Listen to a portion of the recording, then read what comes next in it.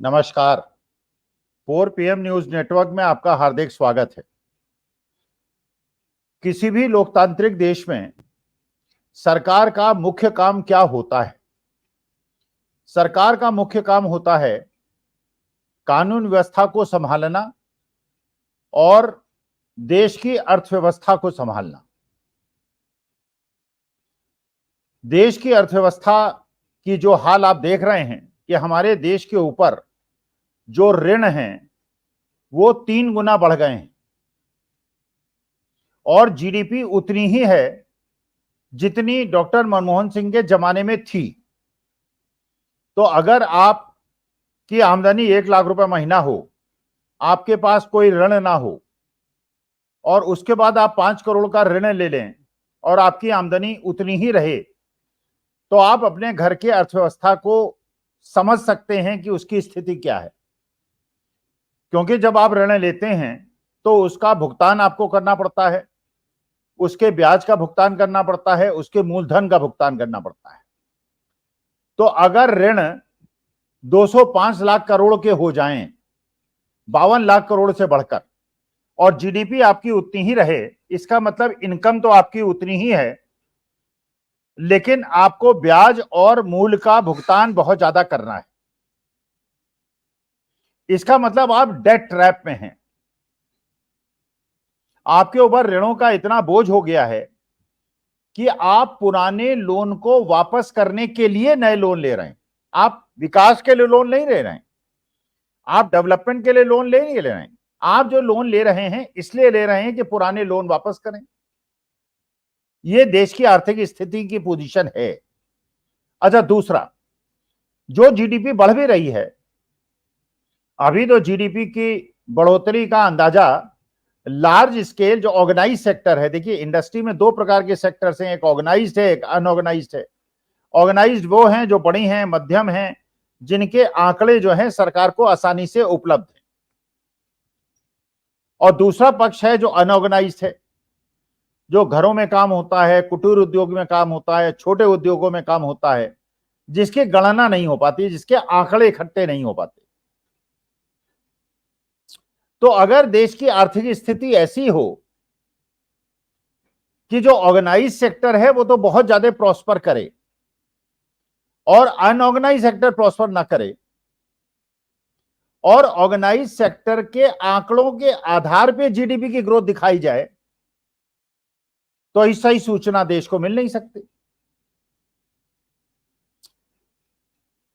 नोटबंदी के बाद से और कोविड के बाद से आपने देखा, और यह आपका अनुभव होगा, जो भी छोटे उद्योग वाले हैं, छोटे दुकान वाले हैं, उनका अनुभव होगा कि सरकार की जीएसटी तो बढ़ रही है, क्योंकि जो ऑर्गेनाइज सेक्टर है वो जीएसटी कलेक्ट करता है, सरकार को देता है। जो बहुत ही, अब घर में आप पापड़ बना रहे हैं, कचरी बना रहे हैं, आप अचार बना रहे हैं, उसमें कोई जीएसटी तो देंगे नहीं, घर में बनाया और घर में खा लिया। तो देश का, हमारे हिंदुस्तान के अंदर जीडीपी का एक बहुत बड़ा भाग वो है जो देश की महिलाएं खुद अपने घर में खुद कर लेती, और ये पहले बहुत ज्यादा था, अब तो खैर ज्यादातर मध्यम वर्ग और उच्च मध्यम वर्ग के लोग बाजार से बनी हुई चीजें खरीद रहे हैं, तो सरकार को भी जीएसटी मिलने लगी। पहले जमाने में तो 90% चीजें घर में बन जाती थी और उसकी गणना जीडीपी में नहीं हो पाती थी।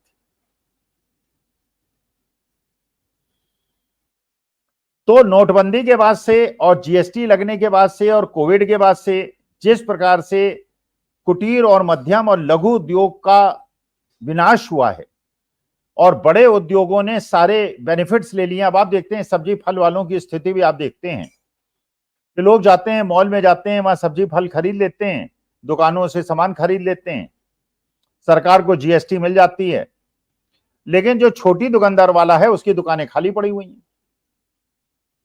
ऑनलाइन मार्केटिंग के माध्यम से लोग अपने घर में सामान मंगा लेते हैं, तो जो छोटे उद्योग वाले हैं, जो छोटी दुकान वाले हैं, वो उनका अपना दुकान का किराया भी नहीं निकल रहा, उनकी आमदनी नहीं बढ़ रही। ये तो हो गया आर्थिक पक्ष। तो अमीर अमीर होता जा रहा है, गरीब गरीब होता जा रहा है, और वो अमीर और ज्यादा अमीर होता जा रहा है जो कि पब्लिक लिस्टेड कंपनी में, जो शेयर मार्केट में है। क्योंकि जो एक नव धनाढ्य वर्ग पैदा हुआ है, जो मल्टीनेशनल में काम करता है, जिसके पास बहुत पैसा है और समय है नहीं पैसा खर्च करने का, वो शेयर मार्केट में पैसे को रूट करता है और पैसे की बढ़ोतरी के वजह से शेयर मार्केट बढ़ता है। तो वो कंपनी बहुत ज्यादा प्रॉफिट में हो जाती है, उन्हें बहुत ज्यादा बेनिफिट हो जाता है, या प्रोमोटर्स को बहुत ज्यादा फायदा हो जाता है, या शेयर होल्डर्स को बहुत ज्यादा फायदा हो जाता है। जो लिस्टेड कंपनी में पैसा लगाते हैं, तो बड़ी कंपनियों को तो एक तो जो उन्हें प्रॉफिट है वो, और एक उनके शेयर के जो प्राइसेस बढ़ते हैं वो, उन्हें तो दो तरफा फायदा हो जाता है।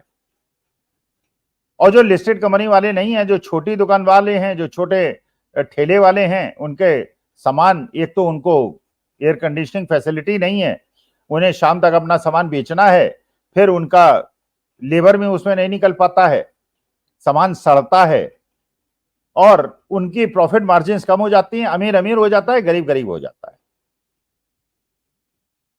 ये तो देश की आर्थिक स्थिति की पोजीशन है जो पिछले 10 साल के अंदर हुई है।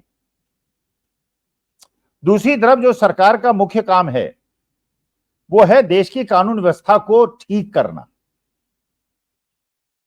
देश में बाहरी आक्रमण ना हो, देश के अंदर आंतरिक सुरक्षा हो, यह स्थिति पैदा करना सरकार का काम है। आपने देखा जब कहा गया था कि धारा 370 हटा दी गई और बड़ा जोखिम भरा और बड़ा डिसिसिव काम किया गया सरकार द्वारा, जो पहले नहीं हुआ, धारा 370 हटा दी और अब कश्मीर शांत हो गया, ढीले पत्थर चलने बंद हो गए और अब बाकी लोग जो है जाकर वहां पे प्लॉट खरीद सकते हैं। ये उड़ाया गया, ये कहा गया, प्रचार किया गया, सोशल मीडिया के माध्यम से प्रचार किया गया। पता नहीं किसको वहां प्लॉट मिला। ढेले चलने बंद हुए तो बिल्कुल सही बात है, ढेले चलने बंद हुए, लेकिन आतंकवादी घटनाएं बढ़ गई। वो जम्मू के इलाके जहां पे कभी आतंकवादी घटनाएं नहीं हुआ करती थी, वहां पे पिछले 3 दिन में 3 अटैक्स हुए और ये 3 अटैक्स आर्मी के ऊपर हुए हैं, पैरामिलिट्री फोर्सेस के ऊपर हुए हैं, शहादतें हुई हैं, लोग घायल हुए हैं और सैनिक घायल हुए। तो देश की कानून व्यवस्था क्या सुधरी है?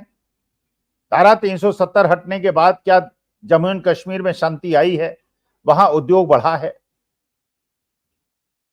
मणिपुर के अंदर आपने देखा 1 साल से किस प्रकार के कानून व्यवस्था की स्थिति कितनी ज्यादा खराब हो गई। 1 साल से वहां पे धार्मिक, जातीय, सांप्रदायिक उपद्रव मचा हुआ है। जो मैती समुदाय है और कुकी समुदाय है, उनके बीच में युद्ध जारी है। युद्ध ही कहना उचित है। एक देश के अंदर, एक ही राज्य के अंदर अपने ही देश के 2 समुदायों के बीच में युद्ध छिड़ा हुआ है। रोज कोई ना कोई घटनाएं घटती और 1 साल से कोई शांति का प्रयास नहीं, कोई स्टेटमेंट नहीं, कोई बात नहीं। अब तो मोहन भागवत जो आरएसएस प्रमुख हैं, उन्होंने भी कह दिया कि देश के प्रधान सेवक का कर्तव्य है कि मणिपुर जैसी घटनाओं पर कुछ बोलें और बताएं, क्योंकि देश के सेवक का प्रमुख काम देश के अंदर कानून व्यवस्था को कायम रखना है। और मणिपुर वो राज्य है जो कि सीमा पर स्थित है, विदेशी सीमा पर स्थित है, जहां पे इस प्रकार की अशांति देश के लिए हानिकारक हो सकती है। लेकिन ना तो कोई स्टेटमेंट, ना कोई चर्चा, ना कोई परिचर्चा, बल्कि उसके बजाय जहां पे विपक्षी दल की सरकारें हैं, संदेश खाली पे बड़ा बवंडर मचाया गया। संदेश खाली पे ऐसा बताया गया जैसे बहुत बड़ा अत्याचार हुआ होगा, कुछ जमीन हथियाने के मामले रहे होंगे। और वहां पे जो इस बार का पार्लियामेंट्री चुनाव हुआ, उसमें टीएमसी का व्यक्ति जीत गया। इसका माने संदेश खाली उस एरिया में जो पार्लियामेंट्री कॉन्स्टिट्यूएंसी के अंदर लोग हैं, उन्होंने उस दुष्प्रचार को खारिज किया, उसे कानून व्यवस्था की चीज मानते हुए और कानून व्यवस्था की घटना मानते हुए उन्होंने उसे बहुत ज्यादा सीरियसली नहीं लिया और टीएमसी को जिता दिया।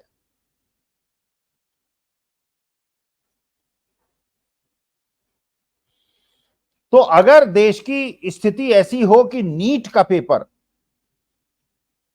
जिसमें देश के लाखों करोड़ों बच्चों का भविष्य निर्भर करता हो और बच्चे मेहनत करते हों और उसके बाद उस पेपर में ऐसी स्थिति बन जाए कि जो बच्ची इंटर में फेल हो गई वो टॉप कर जाए, और जो बच्चे साल दर साल मेहनत करके कि नीट क्वालिफाई करेंगे, अपने जीवन के भविष्य को उज्जवल करेंगे, अपने माता पिता के जो उन्होंने सेवा की है उसका प्रतिफल देंगे, उनके साथ इस प्रकार का न्याय हो जाए। पिछले 10 साल के अंदर शायद ही कोई ऐसी परीक्षा हुई हो जो सही प्रकार से संपन्न हुई हो। पेपर का लीक हो जाना, अगर पेपर लीक नहीं हुआ तो उसके बाद किसी पक्ष से कोर्ट में एप्लीकेशन लगवा देना और उसके बाद जो अभ्यर्थी क्वालिफाई कर जाएं उनको नौकरी न ज्वाइन करने देना, यह चीज बिल्कुल आम हो गई। मतलब ऐसा लगता है जैसे ये ठान लिया गया है कि देश के बच्चे नौकरी ना कर पाए, उनका भविष्य उज्जवल न हो, वो हिंदू मुसलमान में फंसे रहे, देश का नैरेटिव हिंदू मुसलमान में फंसा रहे। मोहन भागवत ने यह भी कहा कि जिस प्रकार से ये आईटी सोर्सेस के माध्यम से, सोशल मीडिया के माध्यम से एक दुष्प्रचार करके देश के लोगों की आंखों में पर्दा डाला जाता है, यह भी अनुचित। पहले जब हम लोग न्यूज सुना करते थे तो हमको सच पता चलता था, अब हमें सच ढूंढना पड़ता है और न्यूज में हमको चाहे अखबार हो चाहे वो मेन स्ट्रीम मीडिया हो, में कुछ भी नहीं पता चलता। सच पता चलाने के लिए हमको यूट्यूब चैनल्स बार बार पलटने पड़ते हैं, देखने पड़ते हैं, एक चैनल, दूसरा चैनल, तीसरा चैनल, चार चैनल, और सारे चैनल्स को ढूंढने के बाद और उसको परखने के बाद हमको पता चलता है कि देश की वास्तविकता क्या है। वरना हर समय मेन स्ट्रीम मीडिया, हिंदू मुसलमान नैरेटिव, हिंदू पाकिस्तान, अरे हिंदू पाकिस्तान ठीक है, हिंदुस्तान के लोगों ने 1965 में भी पाकिस्तान को हराया है, 1971 में भी पाकिस्तान को तोड़ा है, और पाकिस्तान हमारे सामने कोई हस्ती नहीं रखता। चैनल उठा के 2-3 पत्रकार पाकिस्तान के बुला लेंगे, 2-3 पत्रकार हिंदुस्तान के बुला लेंगे, हिंदुस्तान के पत्रकारों से पाकिस्तानी पत्रकारों को गाली दिलवा देंगे, उनके खिलाफ अपशब्द दिलवा देंगे। देश की एक जनता जो इससे ही प्रभावित हो जाती है वो खुश हो जाएगी, और हो सकता है पाकिस्तानी पत्रकारों को कुछ पैसे देते हो इस गाली खाने के लिए।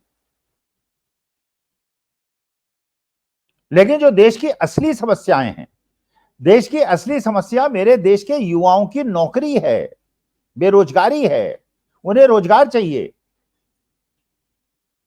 देश की जनता को अच्छी चिकित्सा सुविधा चाहिए, देश की जनसंख्या को महंगाई पे कंट्रोल चाहिए। इलेक्शन हुए हैं, अभी 10 दिन पहले रिजल्ट आए, अमूल और मदर डेयरी के दूध के दाम 2 रुपए बढ़ गए, दालों के दाम बढ़ गए, हर चीज के दाम बढ़ गए, प्रोडक्ट्स के जो क्वांटिटी है वो कम होती चली जा रही है, यूरिया की बोरी छोटी होती चली जा रही है, नई नई चीजों पे जीएसटी लगती चली जा रही है, मध्यम और कमजोर वर्ग की जनता को लूटा जा रहा है, अमीरों के हाथ में संपदा बढ़ती चली जा रही है, गरीब और अमीर के बीच में खाई बढ़ती चली जा रही है।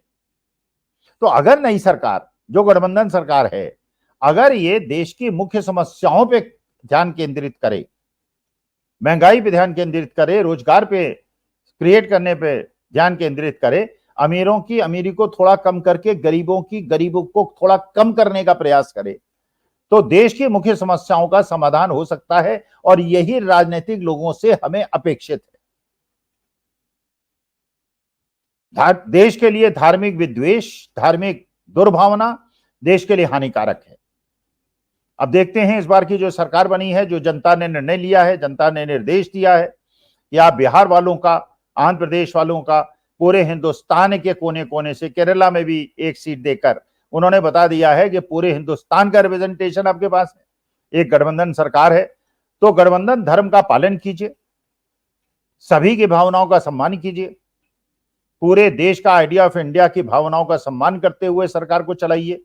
ये न गुजरात लॉबी की सरकार है, न किसी एक व्यक्ति की सरकार है, ये पूरे देश की आइडिया ऑफ इंडिया की सरकार है। और अगर आप गरीबों के हितों का ध्यान रखेंगे, अगर आप महंगाई पे कंट्रोल लगाने का प्रयास करेंगे, अगर आप मध्यम वर्ग का ध्यान रखेंगे, अगर आप युवाओं का ध्यान रखेंगे और अग्निवीर जैसी योजनाओं को हटाकर देश के बच्चों को सरकारी नौकरियां दिला देंगे, तो देश के लिए अच्छे दिन आएंगे, नहीं तो देश के लिए अच्छे दिन नहीं आएंगे। और अगर हिंदू मुसलमान करके देश को बंटवारा करने का प्रयास करेंगे तो देश के अच्छे दिन कभी नहीं आएंगे।